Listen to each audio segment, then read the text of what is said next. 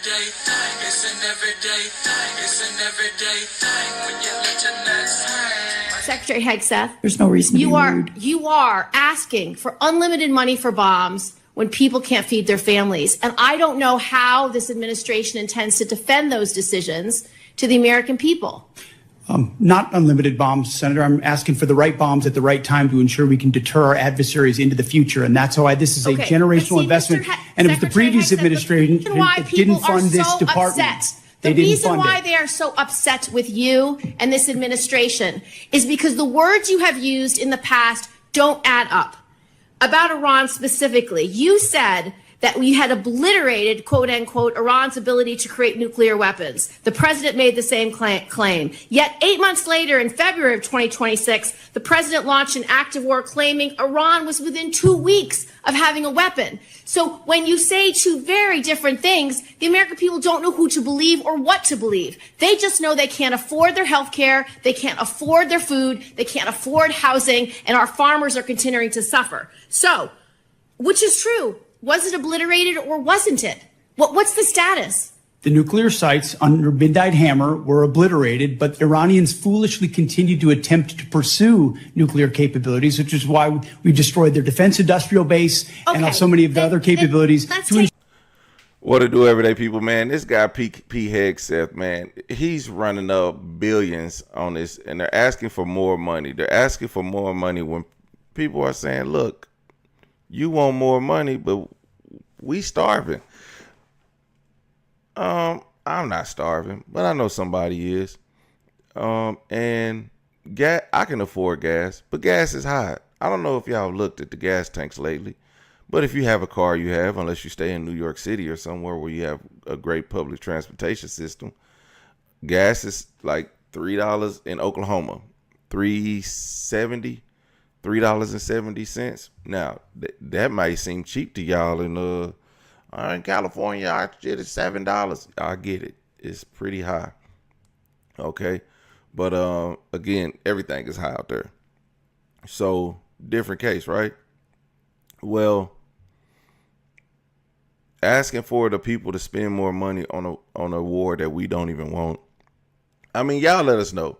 Do y'all want the war?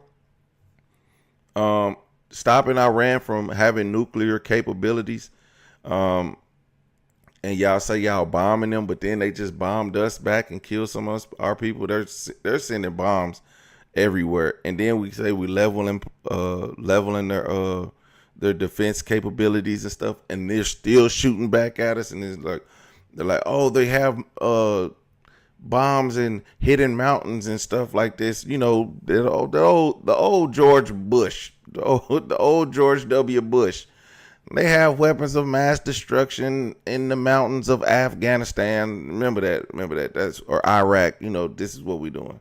Same play, different players. Sure, they can't get to a nuclear weapon. So we're staying laser focused on the objective, and you're trying to make campaign commercials. No, we're and not. That's fine. So listen to this. You also say that you made the missile program, quote, destroyed and made combat ineffective. Quote, Iran's entire ballistic missile production capacity, every company that builds every component of those missiles has been functionally defeated and destroyed, and that the missile program, existing stockpiles were depleted and decimated, almost completely ineffective. So why are there missiles left to hit Jordan and result in the loss of life of our brave men and women? As we stated from the beginning, the Iranian defense industrial base is effectively gone. But they do have underground facilities because they're the world's leading state sponsor of terrorism, and they've spent 47 years trying to hide their missiles under mountains, just like their nuclear capabilities, because they would like to get a nuclear weapon to wield it against us. Of the war to believe, because it's either over or it's not over. It's within 2 weeks or it's not 2 weeks. We have no missiles or we have missiles, and that consternation is why so many New Yorkers are perplexed, stressed out, and find this war to be incredibly unpopular because they don't understand the choices that the president's making. I will tell you how I use the word failure, because I use the word failure to their leaders. You, sir, are the failure, not the men and women who are on that front line, not the men and women who hold up their honor with distinction. But if there's a lack of a winning strategy, they're in harm's way. Their leaders have failed them. And that's what's happening. We have political leadership. You don't have a strategy. You don't have a long-term plan to actually win this war. That's a fact. I don't think they're taking the time to really trying to strategize. Like when the Iraq war popped off, it all started from Twin Towers, right? And that gave us a reason to go into the Middle East. But then before going into the Middle East, they had planned on what they were doing. So they kind of infiltrated different parts of Iraq before they invaded. And then you could act. Now, Iraq was a dangerous war. We was losing people left and right over there in Iraq. And that is exactly what they're trying to avoid. And that's why it's more airstrikes and we don't have nobody on the ground in Iran. Because once we put Americans on the ground in Iran, we're going to see a totally different war. We're going to see Iraq Part 2. Win the war. The men and women are going to be able to do it, but they need to have leadership. When will you show leadership? I think your characterization of this incredible effort as a failure is reckless.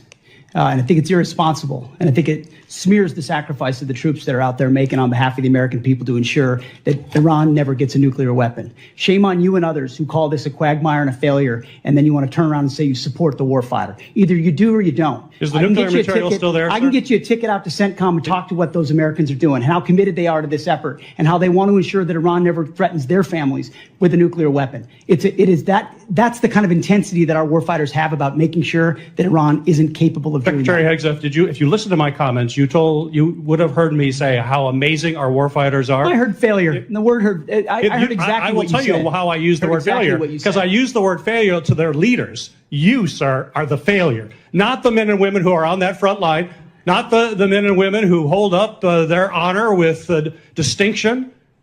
But if there's a lack of a winning strategy, they're in harm's way. Their leaders have failed them.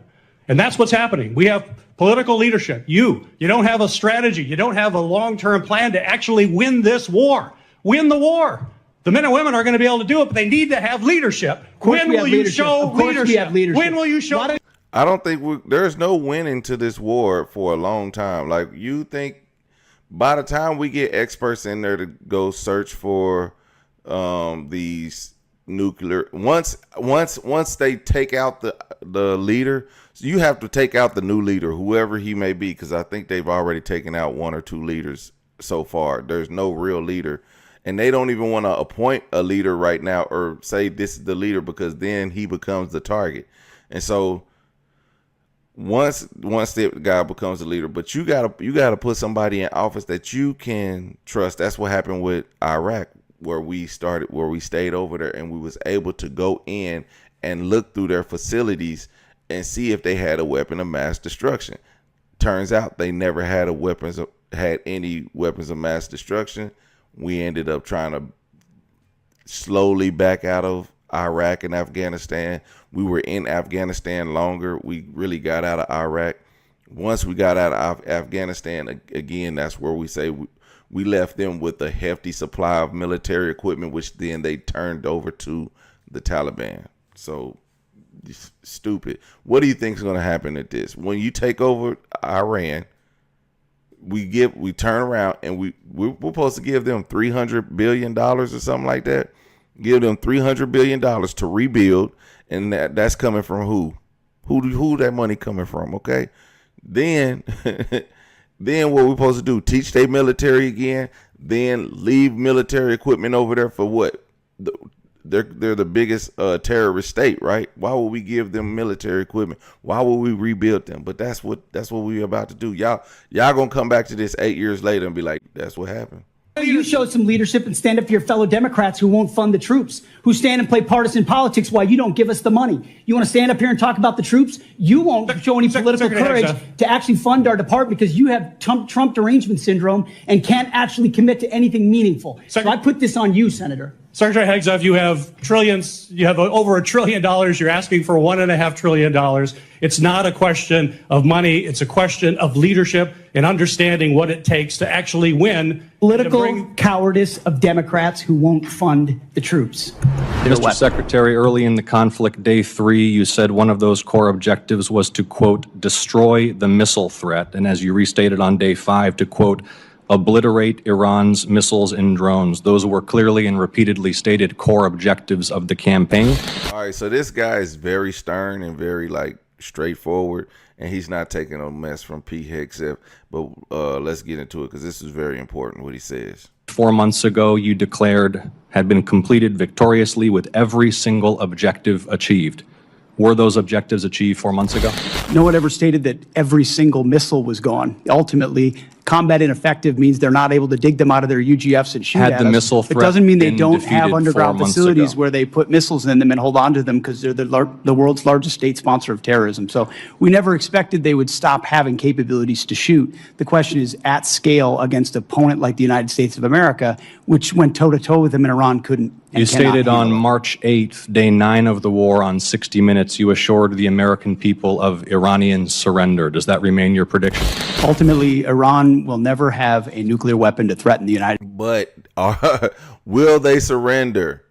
What are we in this war for? To stop them from having nuclear capabilities? They're going to have it.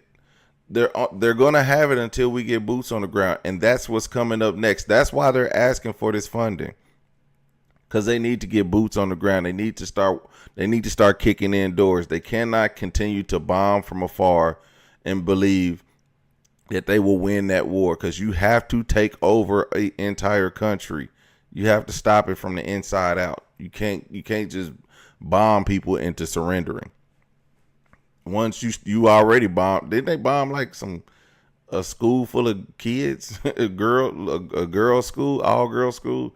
Yeah, obviously the intelligence is way off. So I think that was crazy. That's very wrong, but it happened. United States of America, that has been the objective, and it remains so.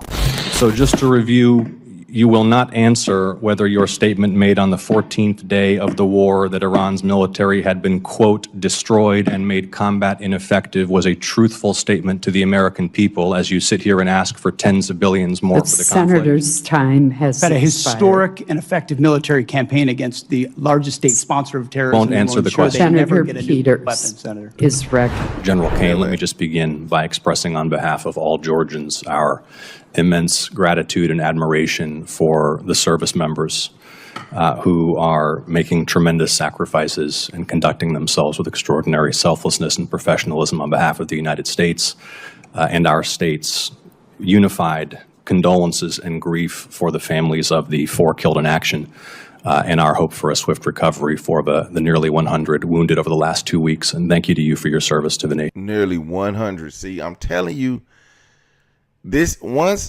as this is happening, 100 wounded, 4 dead, we're about to start seeing a full scale war. At first it was like, oh, this war is 2 weeks. Remember Trump said no long-term wars. Remember that? Yeah, that's out the window. No. Iraq 2.0. That's what this is. Mr. Hegseth, you're requesting roughly $68 billion for the department through the supplemental, correct? 67, yes. And yesterday, your department stated publicly, quote, U.S. forces struck Iranian military command centers, maritime capabilities, missile and drone launch sites, and air defense systems to degrade Iran's ability to continue attacking commercial vessels. That was a press release from your department. Is that a broadly accurate characterization of ongoing operations? That sounds broadly accurate, yes. On day 14 of this conflict, Mr. Secretary, day 14, nearly 5 months ago, you stated that Iran's military had been, quote, destroyed and, quote, made combat ineffective. That was on day 14 of the war. Was that an accurate statement? They didn't have a Navy any longer. It was completely sunk. Their missiles were buried underneath a lot of their underground facilities, and their defense industrial base has been almost completely destroyed. So as far as a military assessment of Iran's capabilities, it didn't mean by any stretch of the imagination absolute zero, but their capabilities are the lowest. But so basically the intelligence that y'all have is not accurate, and they're not taking out the facilities like they need to, because they're still launching attacks. They're still attacking back. Like, it's not like they're not just laying down. there will never be a surrender, and I don't think this war will be over for the next 8 to 10 years, probably, hopefully not longer. But again, Donald Trump said no more long-term wars. This is not something that we can just back out of now. We're at the point where if we struck them first and we couldn't get it done in the first 30 days, now it's time to strategize. Now we need funding. If you have some family or friends who work for the military, expect them to be doing some overtime. If you have service members, expect them to be deployed at any time. Expect them to be deployed to not directly to the combat zone, but like zones around there, so they could be used at any given time. It's bound to happen. It's bound to happen. You stated that on day 14 of this conflict, in the second week of the conflict, you stated that Iran's military had been, quote, destroyed and, quote, made combat ineffective. Was that an accurate statement? Yes or no? Iran's ability to challenge the United States of America at the level at which we're capable of. That's not what I asked you, Mr. Secretary. You said on day 14, Iran's military had been, quote, destroyed and, quote, made combat ineffective. Yes or no? Was that an accurate statement? What the American military has done to the Iranian military is a historic military defeat. Will you answer the question they're ineffective under oath? in that context. He tried to answer it, but it didn't work. But anyway, let me know what y'all think about that in the comment section.